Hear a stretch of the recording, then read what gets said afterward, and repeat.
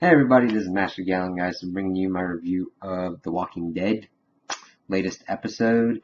Now, the kind of momentum that we had the last couple episodes, I feel it's kind of been messed with a little bit, in that some kind of the tension is kind of strained a little bit, in that we understand what the group needs to do, but it's like they're trying to show that what the group is doing is completely wrong, and that they're kind of shouldn't be doing what they're doing.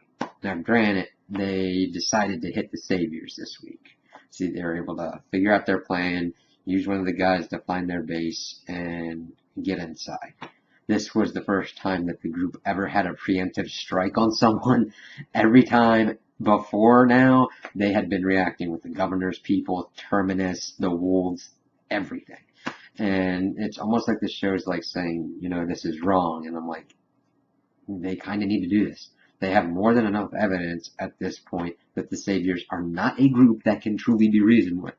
That's another thing that's happened up, is that Morgan is keeping his complete no-kill policy. Granted, you shouldn't kill someone unless you absolutely need to, but not killing people can lead to other consequences. Like, if they'd left the Terminus people alive, they'd still be eating people. And Carol, just one-woman army her right there, was like, you need to take out threats. Morgan is just like, with life there's possibility. Yes, for good and for bad. If most of the people had been doing bad and will continue to do bad, you just keep letting them do that. And that's just going to be trouble. Because then they'll find you, they will do what they do, and then we don't have The Walking Dead anymore. Now, granted, it's supposed to be a nice tension, but I just don't feel it's a good enough tension, or I don't feel it's executed in a good enough way. It's more like trying to make conflict for the sake of conflict than for it coming out. And Carol in this episode's trying to kind of figure out what she's doing. She's making cookies, which, if they have such a food shortage, how in the hell can she get away with making these cookies with food that can be used for other stuff? I thought you'd be rationing this stuff out at this point, but that's me just planning my things. But as I digress, they move more forward. Rick's like, okay, we have to put this to a vote. And everybody's like, yeah, I don't mind hitting them first. And then Morgan says his piece. And then Rick's just like, all right. And then gives him the kind of like his signature Rick. And then walks on, and they do what they do.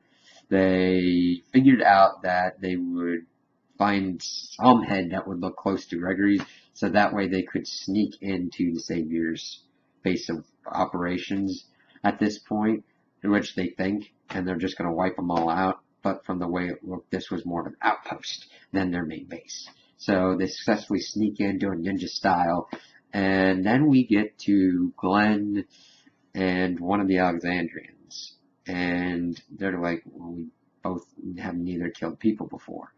And then you see that they have a hard time doing it. And even with like pictures on these walls that have like people's heads bashed in, which I would assume would be live people instead of walkers. And it's just like, I understand the reluctance to take a life. But in this situation, these people are going to be killing you and killing other people for no other sake than just to have their power. And then all the other groups going through, taking them out, and then it starts into a firefight and everything. One of the weird things that happened is that Maggie went on this mission. Her reasoning for it was completely and utterly just stupid. She's pregnant, and she's like pretty much the figurehead of the Alexandria government. If you need to talk to someone, she's the one to talk to. And you would go out on a raiding party, you are the one that's supposed to like stay back and take care of most of this stuff. Rick is the general. He knows what he needs to do. He knows how to plan his troops. He knows how to do everything like this. And that's where he needs to be. And it was just stupid for her to be there. I mean, I understand she wants to do something, but she's pregnant. And she's important to the community. It didn't we're getting back to characters acting stupid, not because of their character, but because the writing just kind of put them in an awkward position. And then they get captured at the end. I mean, it's Maggie and Carol that get captured by other saviors outside. And it's like, Carol, badass. I don't care how many people you've got. She'd wait for the opportune time and take it out. I mean, it's just inconsistency.